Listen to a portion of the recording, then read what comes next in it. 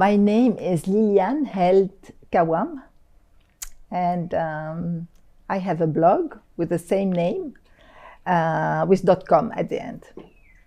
So I am economist for companies, not for political economics, but for companies. And I has been working for a long time for companies reorganization, but I was working on the human side. So the development of companies, yes, but thanks to the development of people development. So it was my specialty, my expertise. And so I worked a lot on business processes also. And so that's why I would be able to understand the term of globalization, which is more than only an integration of a market, a big space for trading.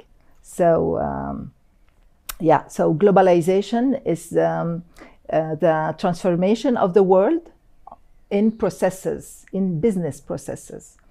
And this has been able to become reality because of the technology, because of the tool of technology of information and communication.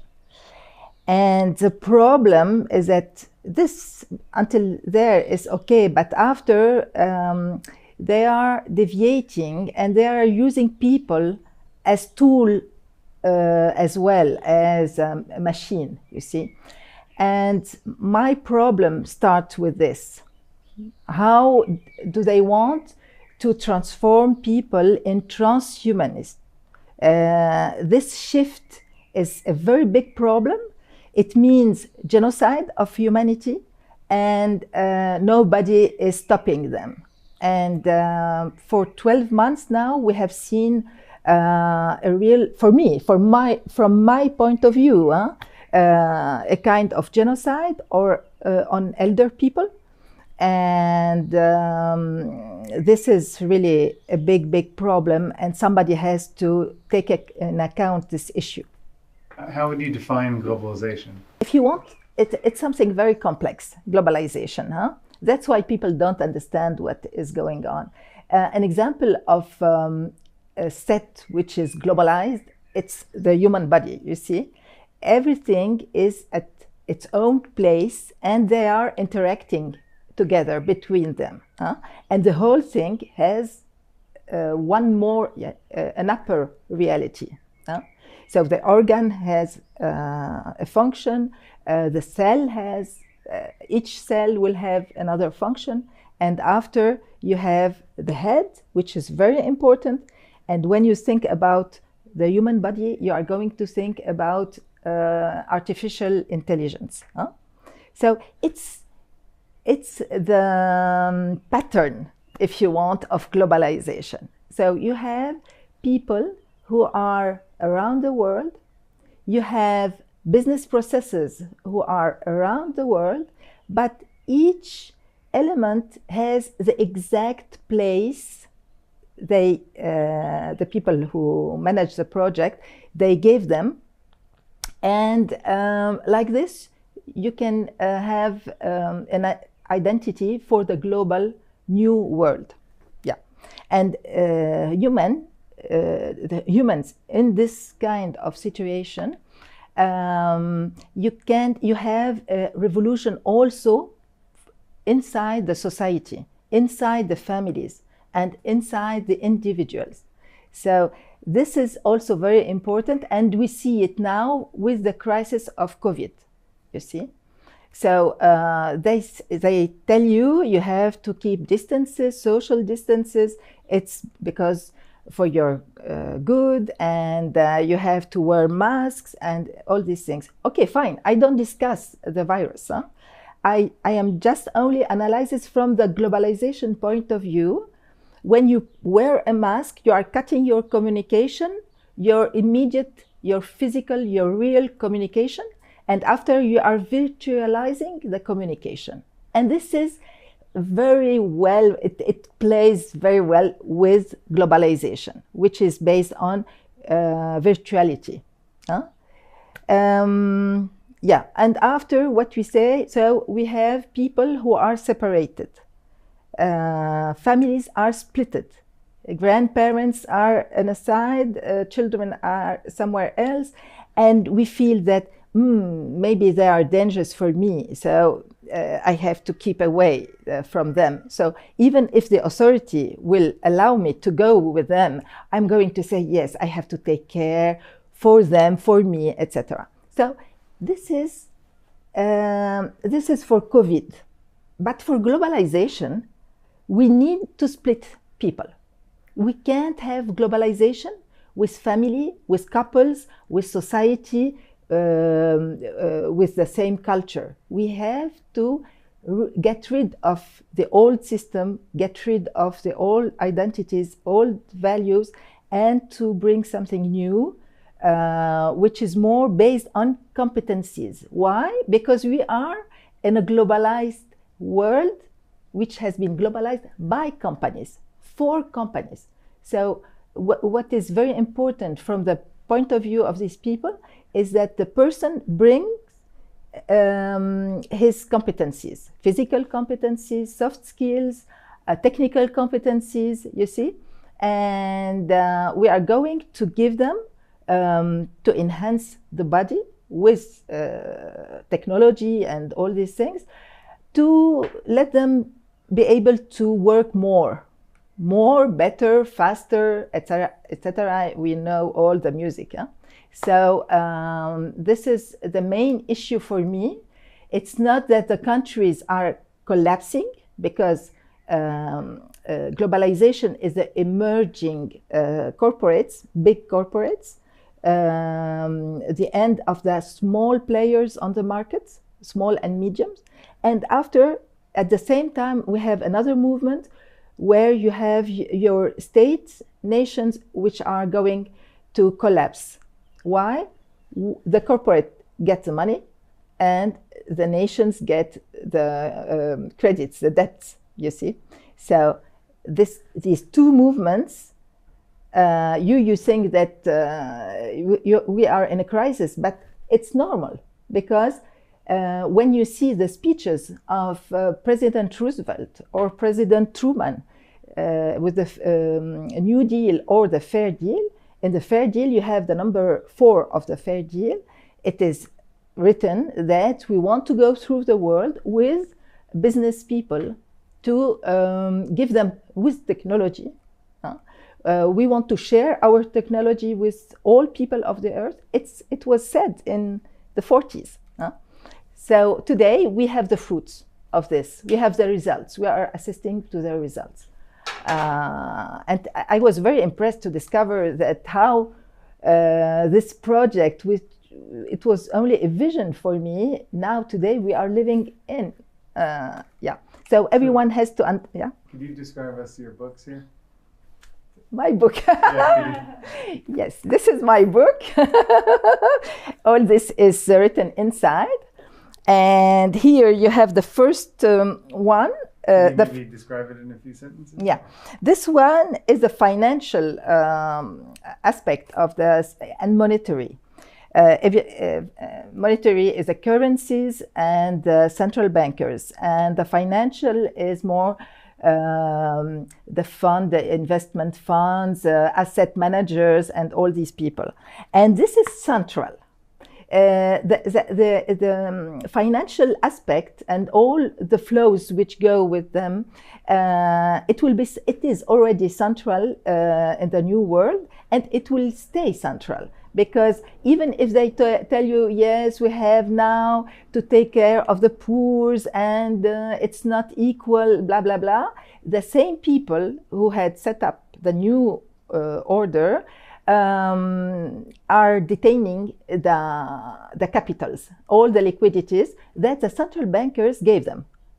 We have to know very well that without the central bankers, all this globalization would have never occurred. Why? Because if we take our disbalance, the emerging of corporates and the collapsing of states, the one who knew very well how to do it, it's central bankers, the major ones, and the big banks who are called also primary dealers.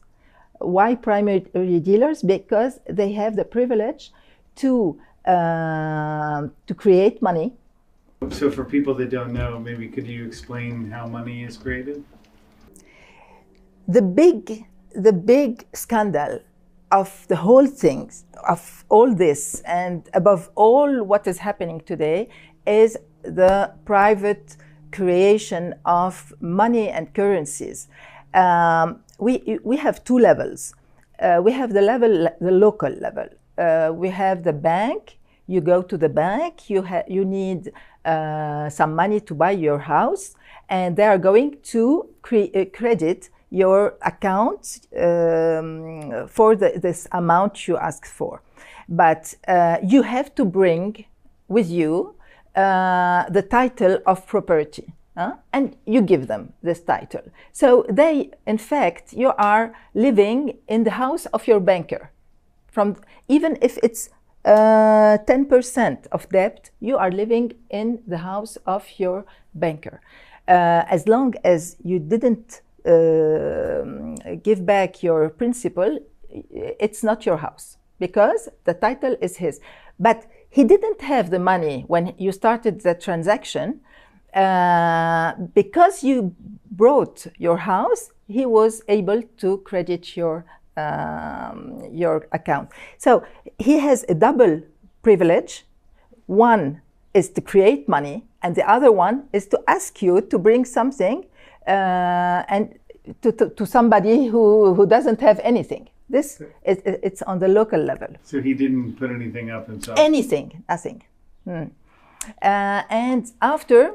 And why is that a problem? This is a problem because when they create money, first of all, they don't have... It's a royal privilege.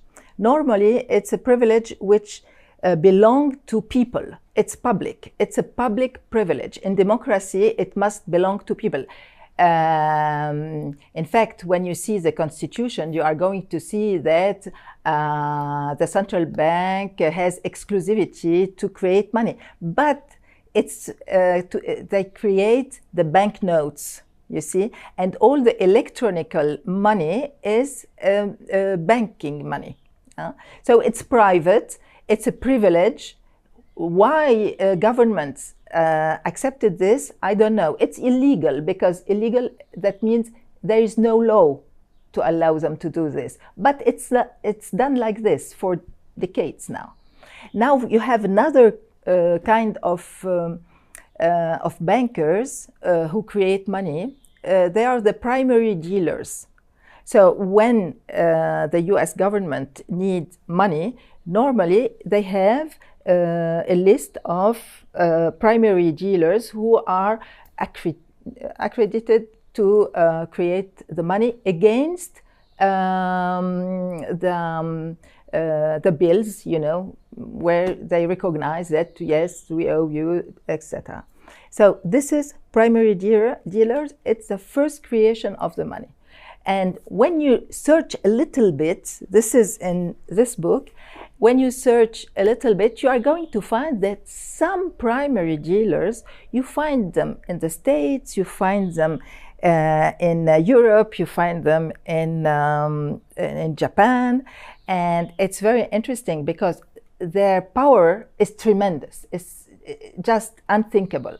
No government has as much as they have as power. Yeah.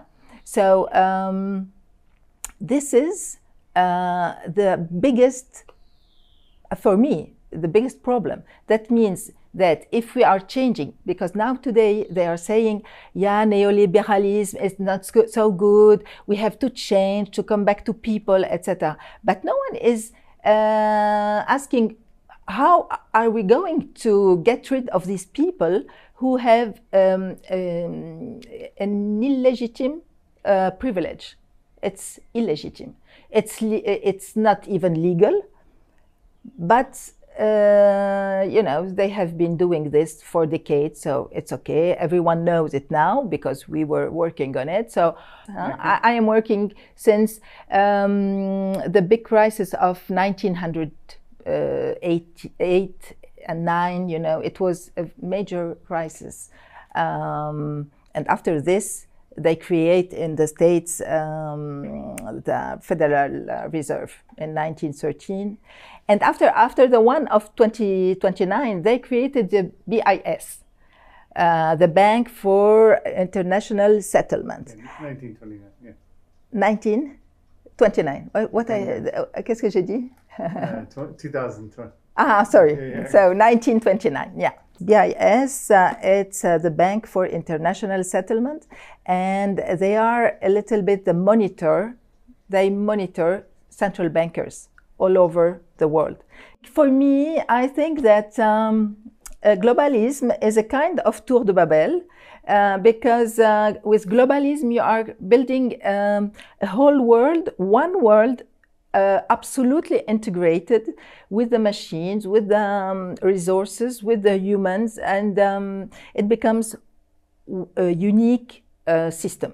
It's globalism is a system all over the world, and it's very integrated. And they want they have one vision, one world government, and one language, which is English, and etc. So I think that they want to go on. They are inspired by the Tour de Babel, because in Tour de Babel they were working to build one entity for the whole population. So, and there is something more in Tour de Babel, because they want to defy God. They want to say, we want to be known also like God. And yeah, you see the rivalry between them and God. And when you listen to Harari or to people like Elon Musk or Ray Kurzweil, but we have in the French part Dr. Laurent Alexandre, when he was speaking to an auditorium of students, and he said, you are the future of here, we won't die anymore, and we are like gods, and etc. So you see that in the religion, because transhumanism is a religion, you see that there is a rivalry, a competition with God, and they want to live for the eternity. They want to decide for the whole humanity. They want to get rid of the ancient humanity and to build a new humanity as their spirit show them. I think that their spirit is a little bit sick, maybe, at least. But it's a religion. It's a real religion. It's a religion of the globalism. They work together. Huh? Can we get a little bit into? I guess I wanted to cover that idea of the corporation, of the state. Basically, we're living in a global system already, but we're thinking, we are already. So we're already in the global government, basically. Yes. But they're pushing a hyper regionalism to confuse that point. It's not to confuse. It's in the project. So, to understand the shift from a public nation, public state, to a corporatized state, we have to go back to Bretton Woods agreements. In Bretton Woods, everyone knows about the dollar, which became the world currency, but we don't know enough about the place of the United Nations and IMF and World Bank, etc., and also what became after the world, how do we say? Trade organization. So it was not immediate for the trade organization, but it was written in the text.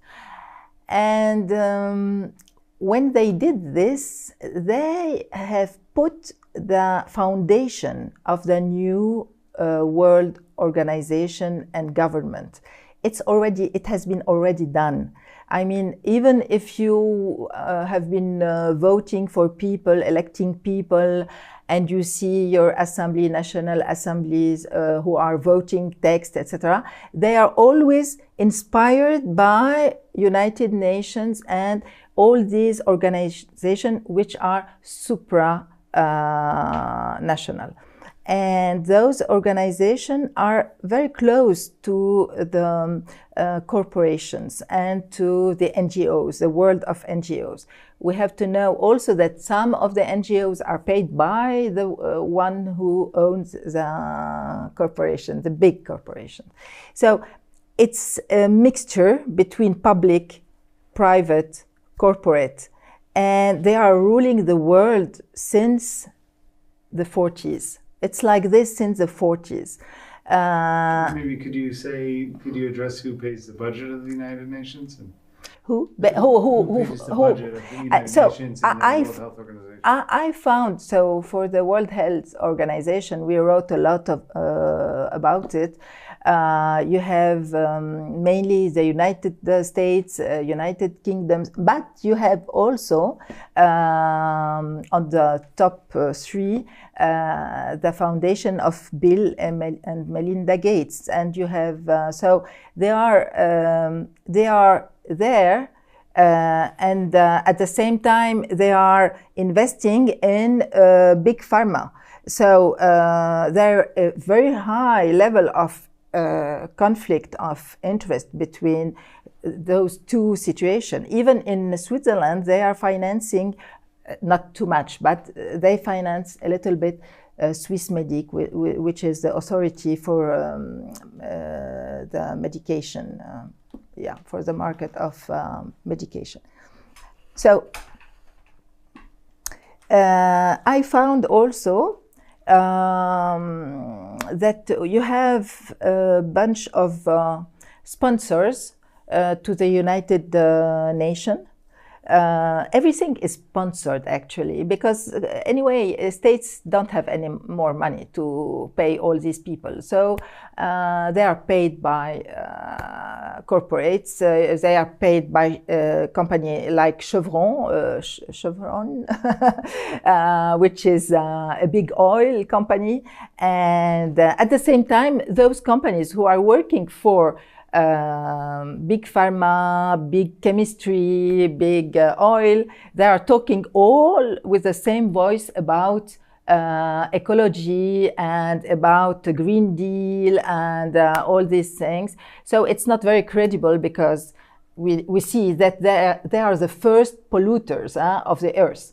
But nobody comes to them, but they are going to say, you citizens, you are polluting too much. You have to discover again how you can go by foot to your school or to your work. And it's not bad. I agree for ecology. I find that it's very important to protect the earth, to protect also the animals, and to protect humanity as well. But when you see here in Switzerland, we have places where we had forests. It was wonderful places. And suddenly, we don't know how they shifted like this, but they have cut the trees everywhere. When you say they cut the trees of forest, you say that also that the animals they are not anymore able to live in the place. So we have really a facade,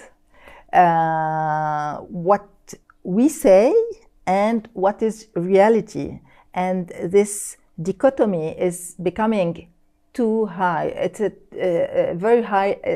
It reached a very high level of hypocrisy. For me, it's hypocrisy. Could we get to this one point and then move on to transhumanism? But just that basically we are already living in a global system. Yeah, we are. We are more and more. I think there are several levels to the globalism. We are in it since you are working from your home, when you are working with distance, when we have split it all around the world, the business activities. So that means you are wearing a shirt. This shirt has been manufactured with stuff coming from China, from Korea, from maybe Africa, from the States. This is also globalism. Huh? But after you have levels with globalism. So you have the globalization of territories, for example. That means that we are going to put an end to frontiers, to borders, national borders.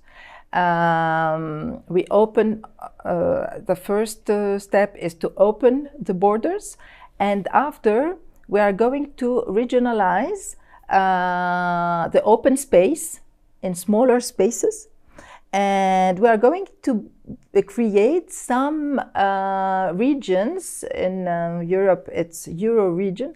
It could be on the former border. Like this, we can be sure that we'll never come back again to the national borders we had before. So, so they sliced the territories, and they are putting inside smart technology, you see. So now you have, in Switzerland, you have two levels of government. You have the normal government, everyone can see it in the mainstream media, and the other one is an e-government. It's a government, digitalized government, and this one the public doesn't know about it. But it is a reality for several years. They are building virtual administration, public administration, and we outsource the different activities.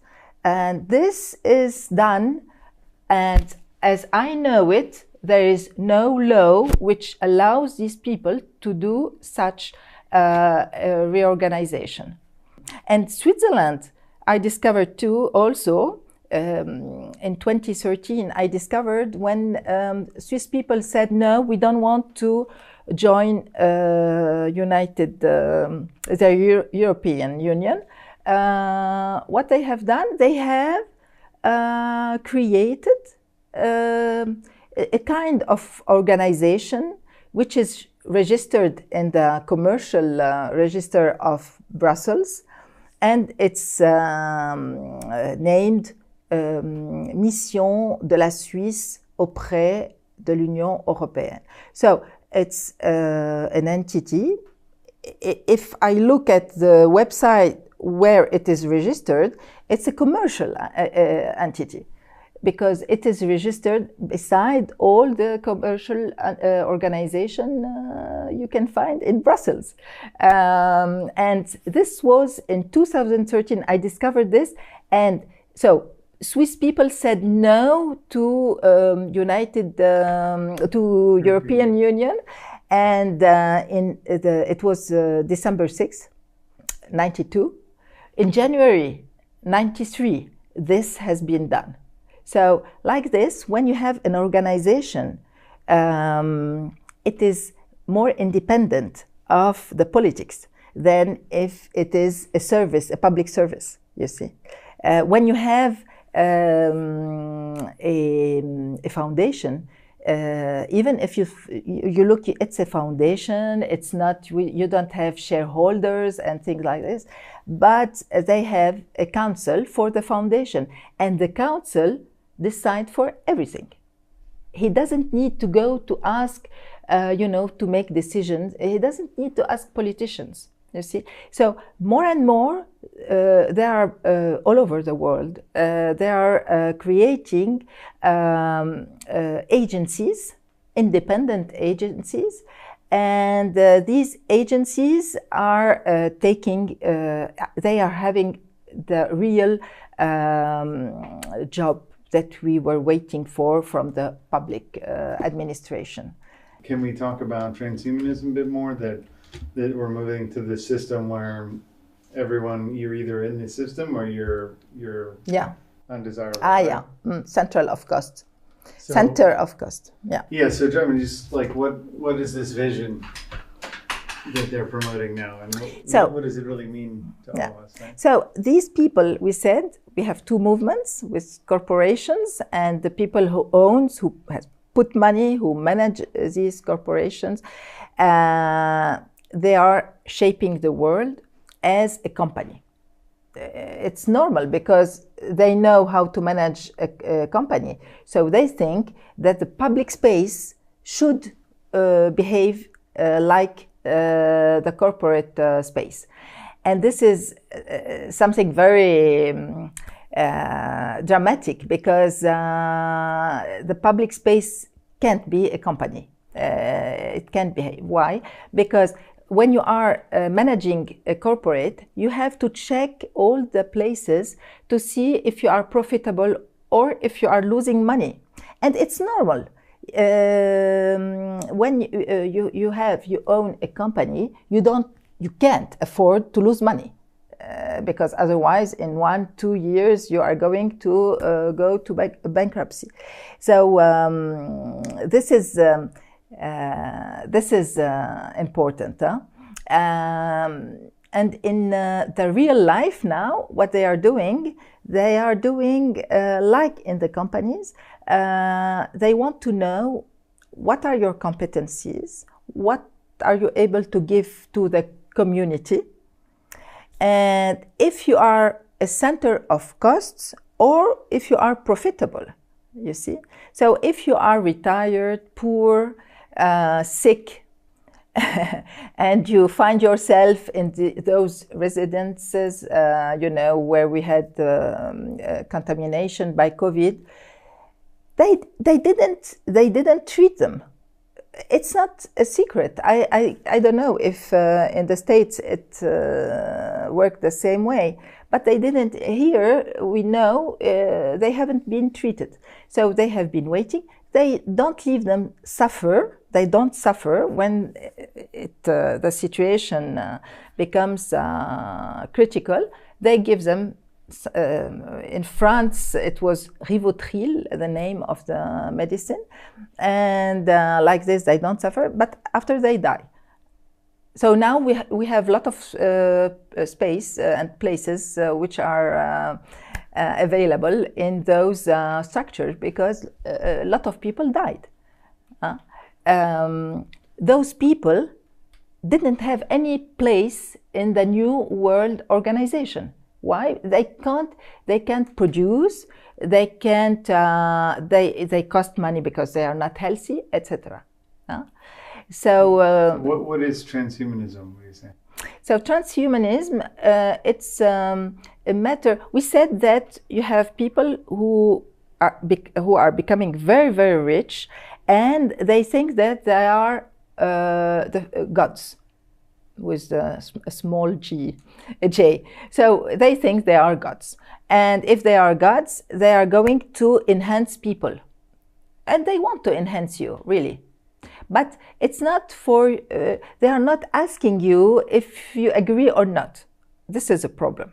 They want to enhance you. They want you to be much more clever or cleverer. They want you to develop your muscles, to be able to work much more, to work also the weekends, to have super clever children. We are going to choose them when they are before their conception. We want them with IQ at 180, but we don't ask for their human side. It's not on the program, the human side. Yeah. What is on the program? It's your productivity. We want you to produce more, better, faster. Ray Kurzweil said that, who is responsible of innovation for Google, he said that by 2030, people will have, they don't ask you, I said, they just emit a statement like this. People will have nanobots in their head. So there is no more any government to ask them, how come a person can speak like this? Because if it's right and if they are able to do it without your consent, it is a big problem. I mean, I don't have the words to qualify this kind of situation. But I can't understand that such people can speak like this on the public place and nobody is reacting. Nobody is reacting.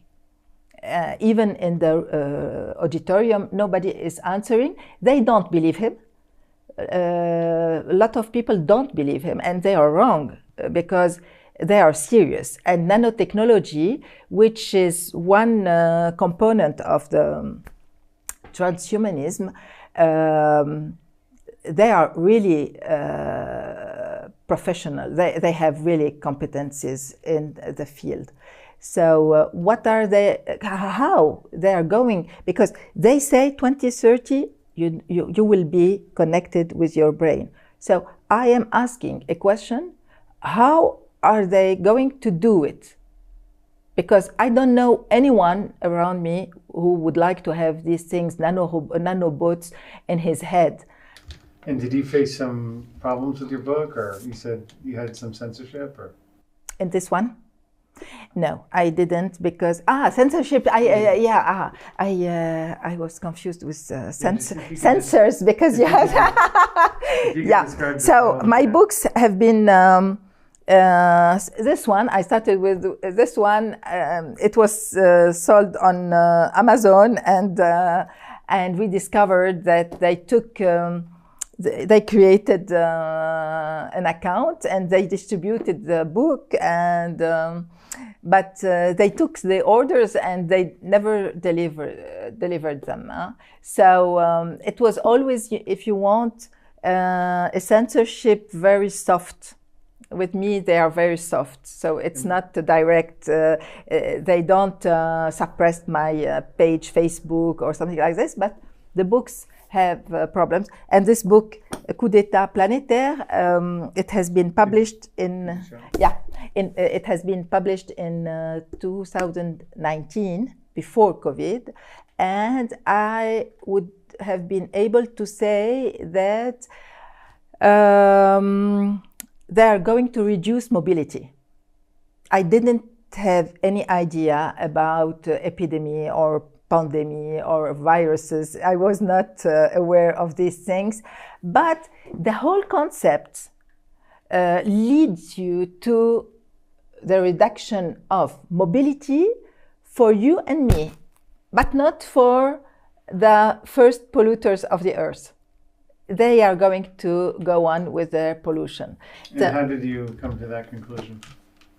Because you see, you have several evidences, you know, when you have a project, a strategy for mobility, and you see that they are shifting a lot of things. People are not aware of what is said, if you want, on the websites. Everything is on the website. I never use anyone who comes to tell me things which are confidential. Never. Because I don't want. So all what is written here is on the websites. And here you have, you see this kind of donut. It comes from the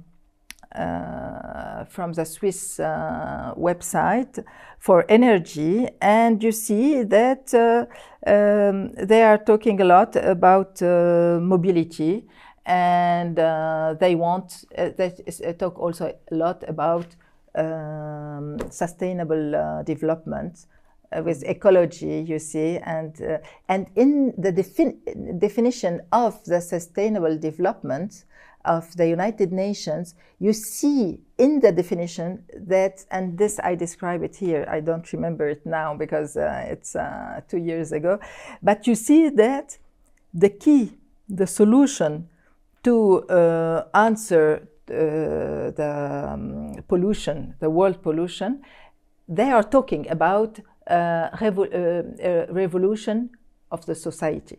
You see it.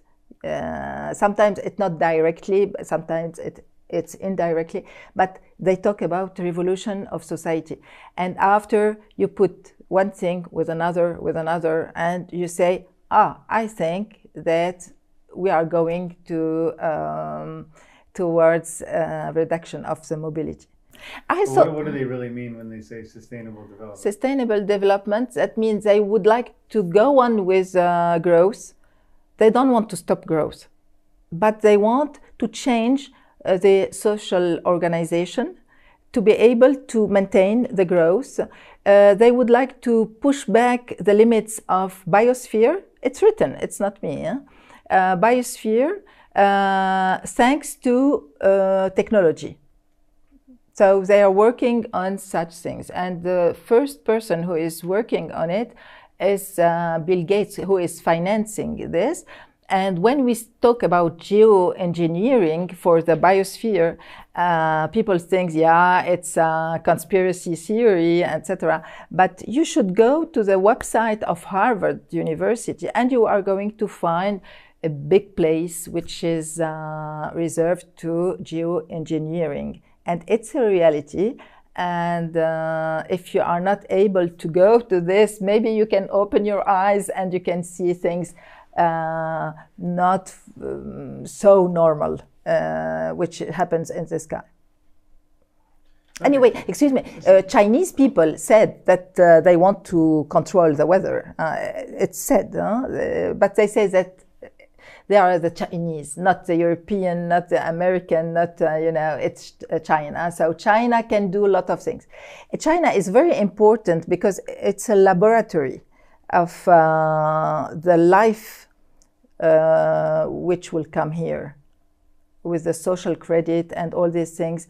You see, when I said we want you to produce, we want you to behave such ways, etc. The Chinese are already doing it, and they are evaluating it with the social credit, and you receive points, or we are taking points. And if you are a very bad guy, they are going to put you aside because you are not normal. And this word normal becomes very accurate in the globalism, because in our world for development, we used to say you just have to be like you feel you want to be, and your creativity will do the rest, and you will be unique, and your unicity is very important. In a normalized, hyper-normalized world, if you are out of the ghost curve, you are a problem for the society. They don't want you. They want you to obey and to answer to procedures, and the procedures are the level, the low level, the level of the information feedback, of the business processes. So they want to have the same procedures if you are in Switzerland, in France, in Italy, Germany, China. Why? Because the money is the same all over the world. The hand who hold the money is the same all over the world.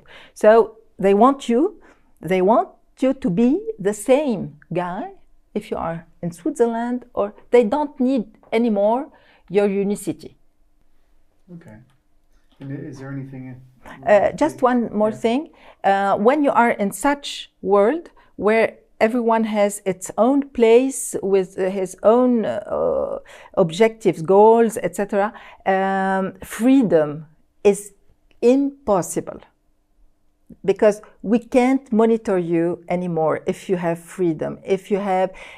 We are waiting for you to be at that point, not somewhere else. If you are somewhere else, you are disturbing the whole processes, you see. And if you have millions people who are doing what they want, it will destroy the whole processes. So you see now, it's very impressive to see how people are kept at home and they accept, and they are working from their home and they accept, and I think that it is a major step for putting aside freedom.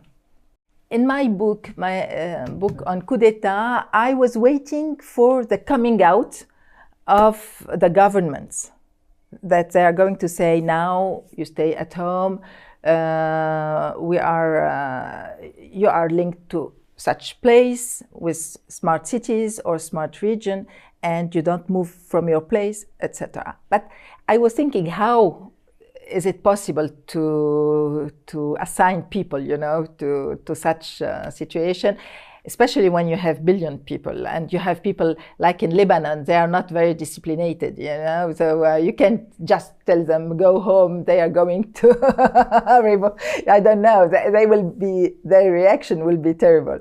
So, but if you have a virus, it is easier because people are not sure that maybe there is some danger, they don't see it. And even doctors are scared. So everyone is obeying. And I think it was a great opportunity, as Klaus Schwab said, it's a great opportunity to leave the former world and to make so no coming out. We still don't talk about the project because we can't say that it's something, the new world came from a day to another. It's impossible. It's a very precise project. I worked with a lot of people on big projects. It's the more complex project I saw. And what is very interesting is that people had a lot of problems to go through the management of their project. With this project, which is huge and it concerns the whole world, it is successful. It is really successful. I can say, really, I am very astonished. It's very well done. Yeah, but after what we want to do with such information, this doesn't belong to me to answer it, because I don't have to answer anyway, because the answer must belong to people, where they are, where they live, with their own culture, with their own beliefs. I have my beliefs, other people have their own beliefs, and if we have to defend something altogether, it's freedom, because freedom is not so obvious to obtain.